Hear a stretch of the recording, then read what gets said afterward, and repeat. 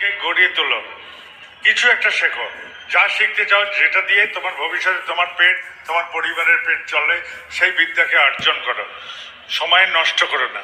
খেলাধুলা শিখতে চাও, নিশ্চয়ই শেখো, কিন্তু মনে রেখো খেলাধুলার জগৎ কিন্তু অনেক পরিশ্রমের জগৎ।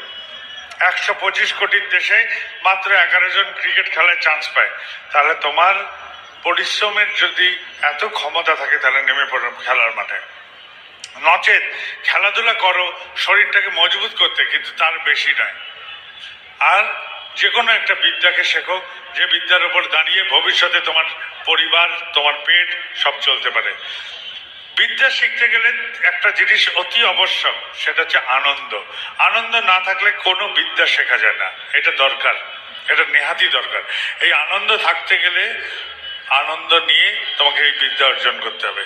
বিদ্যা অর্জন করার সময় তোমাকে আরেকটা জিনিস মাথায় রাখতে হবে, বিদ্যার জন্য দুটো জিনিস চাই অবশ্যই। এটা হচ্ছে একাগ্রতা, একটা নিষ্ঠা। একাগ্রতা আসে আনন্দ থেকে, আনন্দ না থাকলে একাগ্র হতে পারে না মানুষ। তাই একাগ্রতা থেকে আসে আনন্দ।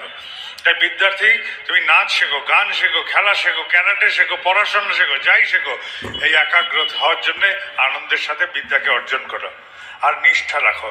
নিষ্ঠা মানে নিঃশেষে লেগে থাকা, নচেত কোনোদিনও কোনো বিদ্যা তোমার দ্বারা আহরণ হবে না।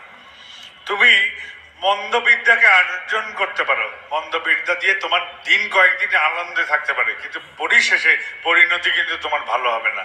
তাই বলি বিদ্যার্থীজন, তোমরা এইভাবে জীবনটাকে এগো।